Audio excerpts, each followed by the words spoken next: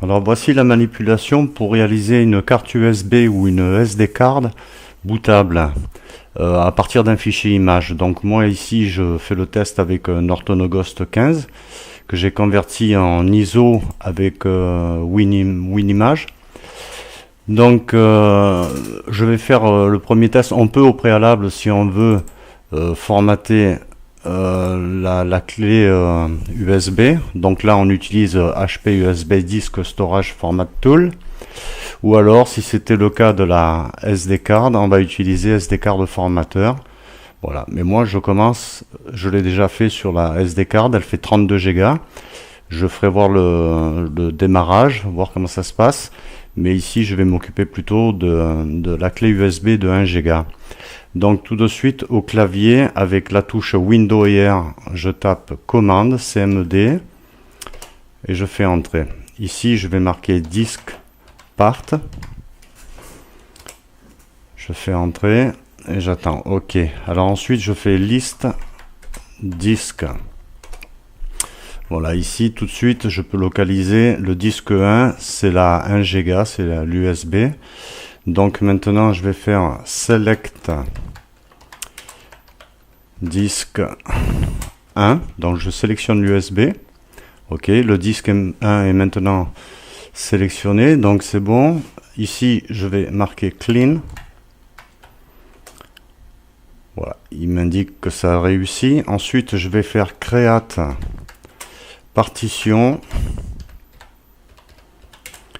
primary avec un Y. Je fais OK. Donc voilà, il m'indique que ça a été fait correctement. Ensuite, je vais l'activer. Donc je tape active. OK. Il m'indique que tout va bien. Là, je fais format fs égale fat 32 et je fais un formatage rapide. Je fais clic. Je fais OK. On le laisse faire. Voilà, c'est bon, c'est parti. Et ensuite, je vais faire assign pour qu'il assigne une lettre à ce lecteur USB. Je fais OK. Voilà, tout est bon. Je peux faire exit et quitter. Exit à nouveau et quitter. Voilà.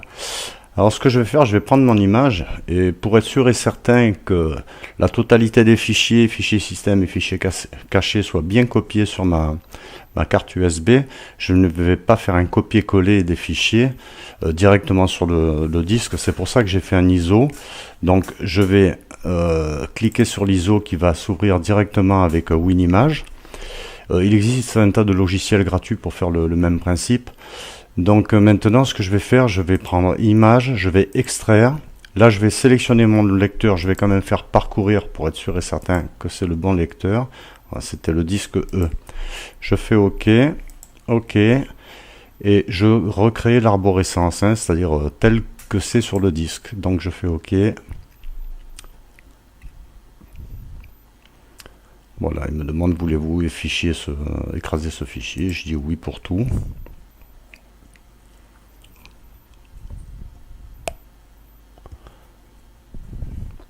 Bon, voilà, l'extraction des fichiers de l'ISO sont sur le point de se terminer.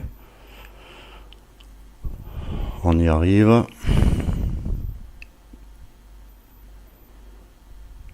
Voilà, c'est terminé. Alors tout de suite, on va faire le test.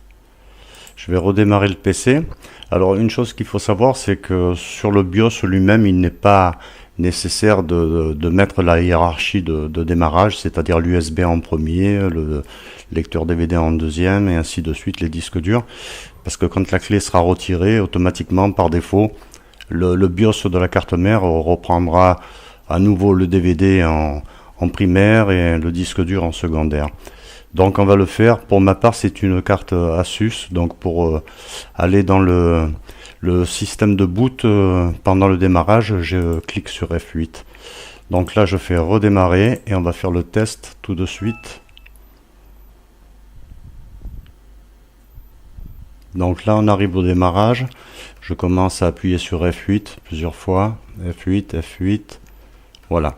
Donc là je suis tombé sur la séance de boot. Donc je vais sélectionner ici l'USB flash disque 1100 et non le UEFI, USB flash disque 1100. Donc je démarre là-dessus, je fais OK. Voilà, là je démarre sur le disque USB qui est Norton Ghost 15. On va voir que tout se passe bien jusqu'à la page d'accueil, jusqu'à la page de l'interface.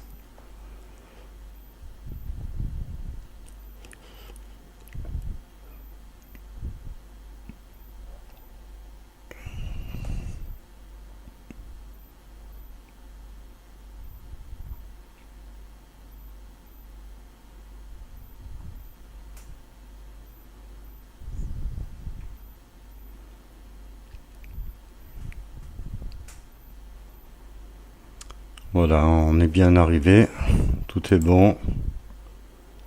Ok, donc là je peux récupérer, tout fonctionne. Voilà.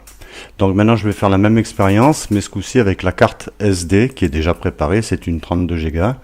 Donc je fais Exit, Yes, je vais attendre que le PC redémarre pour changer les clés USB. Donc là, même manip, je clique sur F8 plusieurs fois jusqu'à arriver au boot du BIOS. Voilà. Alors là, ce coup-ci, j'ai générique USB SD Reader. C'est celui-ci que je sélectionne et non le suivant. UEFI, générique USB SD Reader 1. Donc je prends cette première ligne, je fais OK. Et voilà. À nouveau, ça fonctionne pour celle-là aussi.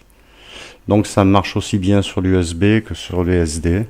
C'est juste cette manip à réaliser, cette partition à créer sous les commandes DOS de Windows 7. Alors, on va quand même s'assurer que tout démarre bien.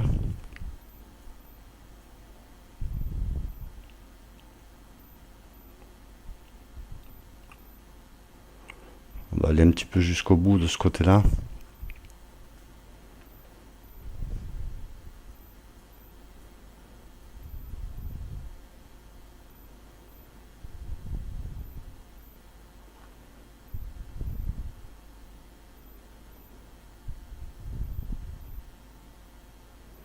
Donc là, je suis avec la carte de 32 Go, c'est une SD card.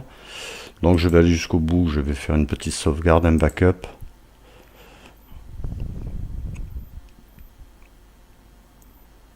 Next. Voilà, je vais sauvegarder l'unité principale, le lecteur C. Je vais ici, Ghost. Voilà, je vais le sauvegarder dans Ghost. Je fais Next. Next. Il me dit bien qu'il va sauvegarder l'image du lecteur C dans DGOS HDD10. OK. Finish. Et voilà. Tout se passe à merveille. Ça fonctionne.